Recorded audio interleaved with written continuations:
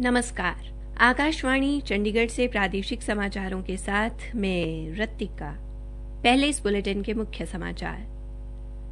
भारतीय reserve bank ने ब्याज की दरों में कोई बदलाव नहीं किया। रिवर्स रेपो रेट 3.35% और रेपो रेट 4% बना रहेगा। हरियाणा में आज शाम तक कोविड-19 के 1173 नए मामले सामने आए और 1251 कोविड मरीजों को स्वस्थ होने पर छुट्टी दी गई। डाक विभाग के हरियाणा परिमंडल में आज राष्ट्रीय डाक सप्ताह की शुरुआत पर डाक मंडलों में डाक मंचों और प्रशिक्षण कार्यक्रमों का आयोजन किया गया। और हरियाणा विद्यालय शिक्षा बोर्ड ने 9वीं से 12वीं कक्षा तक के पाठ्यक्रमों में 30% तक की कटौती की। अब समाचार विस्तार से। भारतीय रिजर्व बैंक आरबीआई ने आज जारी की गई अपनी द्विमासिक मौद्रिक नीति में ब्याज की पहली वाली दरें ही बरकरार रखी हैं। रिवर्स रेपो रेट पहले की तरह 3.35% और रेपो रेट 4% ही रहेगा। मौद्रिक नीति समिति ने जहां तक जरूरी हो मौजूदा वित्त वर्ष और अगले वर्ष के लिए उदार रुख बनाए रखने का फैसला किया है, क्योंकि भारतीय अर्थव्यवस्था निर्णायक चरण में प्रवेश कर रही है। आज बड़ी घोषणाएं करते हुए रिजर्व बैंक के गवर्नर शक्तिकांत दास ने इस वर्ष दिसंबर से आरटीजीएस के जरिए पैसे के अंतरण की सुविधा 24 घंटे उपलब्ध कराने का प्रस्ताव रखा है।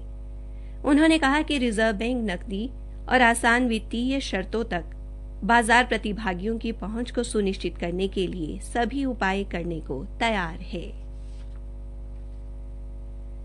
केंद्रीय मंत्री पीयूष गोयल को रामविलास पासवान के निधन के बाद उपभोक्ता मामले, खाद्य और सार्वजनिक वितरण मंत्रालय का कार्यभार सौंपा गया है।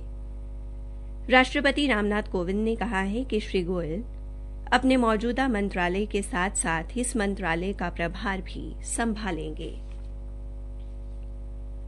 केंद्रीय जल शक्ति और सामाजिक न्याय एवं अधिकारिता राज्य मंत्री रतन लाल कटारिया ने लोगों से प्रधानमंत्री के आह्वान जब तक दवाई नहीं तब तक ढिलाई नहीं को अपने जीवन में अपनाने की अपील की है। उन्होंने कहा कि जब तक कोरोना वायरस की वैक्सीन नहीं बन जाती तब तक हमें मास्क पहनना, हाथ धोना व सामाजिक दूरी का पालन करना है और 2 गज की दूरी बनाए रखनी है। केंद्रीय मंत्री ने कहा कि इस वर्ष की शुरुआत में हमारे पास केवल एक कोविड जांच प्रयोगशाला थी, जिनकी संख्या अब 1890 हो गई है।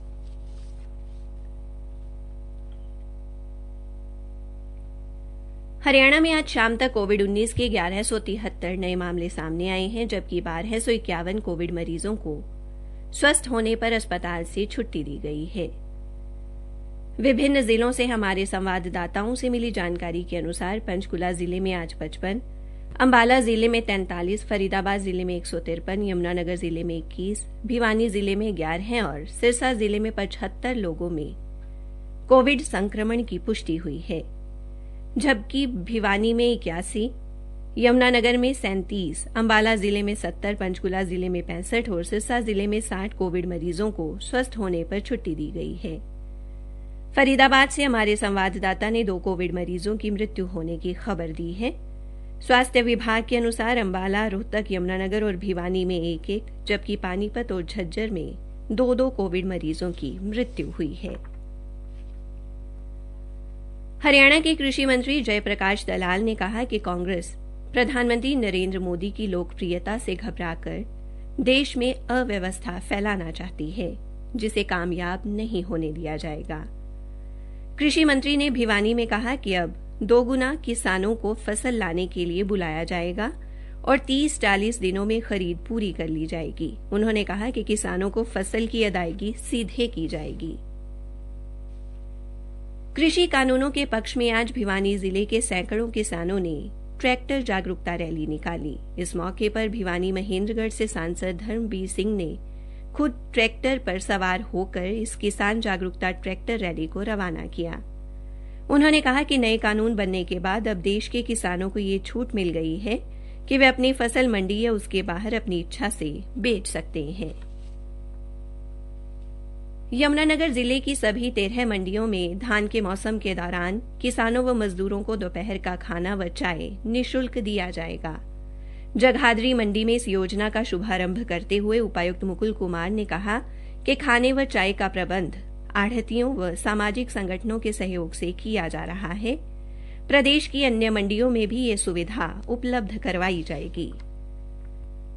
आकाशवाणी के समाचार सेवा प्रभाग द्वारा कोरोना उचित व्यवहार जन आंदोलन के तहत कोविड-19 के प्रति लोगों को जागरूक करने के लिए शुरू की गई नई श्रृंखला आओ कोविड को हराएं के तहत आज का संदेश है, मास्क पहनना है जरूरी, रखें 2 गज की दूरी।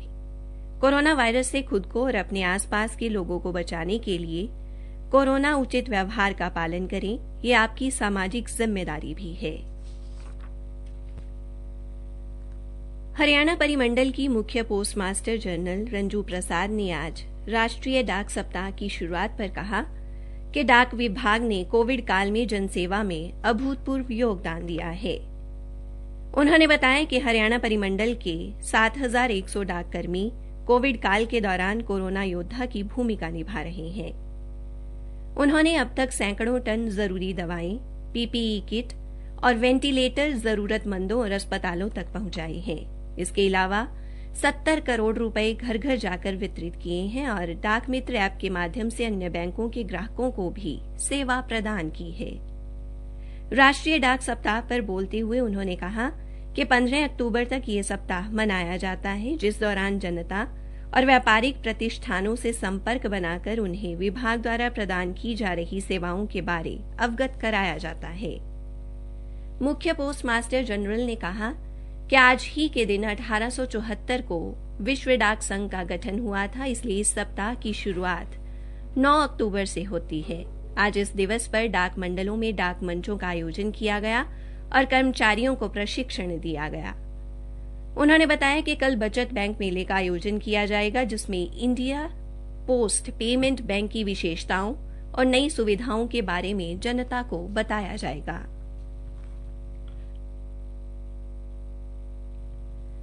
हरियाणा विद्यालय शिक्षा बोर्ड ने 9वीं से 12वीं कक्षा तक के बच्चों का पाठ्यक्रम 30% तक कम कर दिया है। बोर्ड के अध्यक्ष डॉ जगबीर सिंह ने बताया कि कोरोना महामारी के चलते बच्चों की शिक्षा पूर्ण रूप से नहीं हो पा रही है। इसे देखते हुए बोर्ड ने कक्षा 9वीं से 12वीं तक का पाठ्यक्रम 30% कम कर दिया है। उन्होंने बताया कि बच्चों व शिक्षकों को दिक्कत न हो, इसलिए पाठ्यक्रम बोर्ड की वेबसाइट पर ही डाल दिया गया है। उन्होंने कहा कि शिक्षकों को भी बच्चों को इसी पाठ्यक्रम के हिसाब से पढ़ाने को कहा गया है। हरियाणा पुलिस ने जिला नूंह से 2 आरोपियों को 204 किलो 100 ग्राम गांजा पत्ती के साथ गिरफ्तार किया है। पुलिस प्रवक्ता के अनुसार ये नशीला पदार्थ नागालैंड के नंबर वाले एक ट्रक में उड़ीसा से होडल के रास्ते लाया जा रहा था। तलाशी के दौरान ट्रक से गांजा पत्ती से भरे प्लास्टिक के 10 बैग मिले। गिरफ्तार व्यक्तियों की पहचान भाजलाका निवासी मोहम्मद अजहरुद्दीन और साकरस निवासी तारीफ के तौर पर हुई है। हरियाणा के खेल राज्य मंत्री संदीप सिंह ने प्रदेश भर के खेल प्रशिक्षकों को आह्वान किया है कि वे खिलाड़ियों को अभ्यास के दौरान या मैच से पहले मानसिक रूप से मजबूत करने के लिए उनसे बातचीत करें और यदि किसी खिलाड़ी को परेशानी हो तो उसका हल करने का प्रयास करें। खेल राज्य मंत्री आज पंचकुला स्थित ताऊ देवीलाल स्टेडियम में वर्चुअल माध्यम से खिलाड़ियों के साथ सीधा संवाद कर रहे थे। अंत में मुख्य समाचार एक बार फिर। भारतीय रिजर्व बैंक ने ब्याज की दरों में कोई बदलाव नहीं किया। रिवर्स रेपो रेट 3.35% और रेपो रेट 4% बना रहेगा। हरियाणा में आज शाम तक कोविड-19 के 1173 नए मामले सामने आए और 1251 कोविड मरीजों को स्वस्थ होने पर छुट्टी दी गई। इसी के साथ प्रादेशिक समाचार समाप्त हुए।